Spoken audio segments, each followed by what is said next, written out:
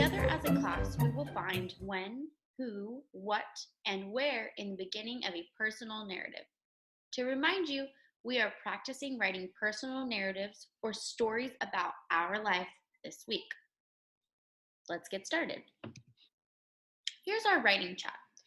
I just want you to look at the picture. What do you notice about the picture? As you know, a personal narrative is told in the order that it happened from beginning to end.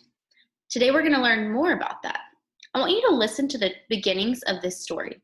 I'm going to read you two beginnings, and I want you to decide which one is better. Point to the blue words. I fed ducks.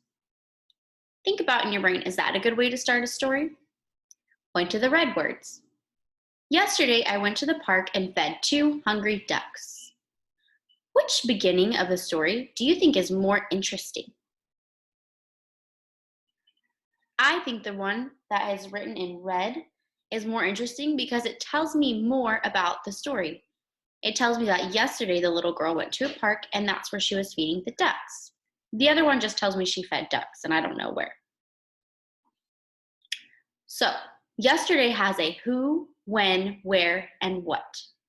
It has a who, it's talking about the little girl, or I. It tells us when it happened. When did it happen? Yesterday. It tells us where it happened. Where did it happen? Where did she feed the ducks at? The park. And what did she do? She fed the 200 hungry ducks.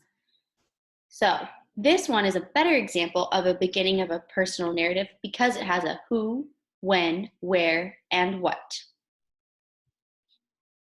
Personal narratives need these 4 things. Please pause the video and read each box.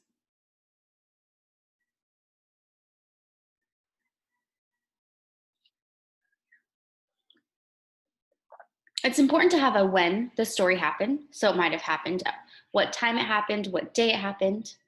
It's important to have a who the story is about, that's your noun. Is it about you? Is it about your family? Is it about your friends? You have to have a what in the sentence, meaning what did you do? And a where did you do it? This is how we will begin our personal narratives. Your turn. It's time for you to be a detective.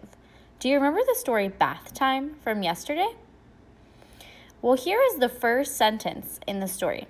The sentence says, on Sunday, I gave my stinky dog, Jeb, a bath in the yard. I would like you to find the when in the story, the who, the what, and the where. Pause the video and try this. Your turn. Submit a picture of you finding the who, what, when, and where in the story on the last slide.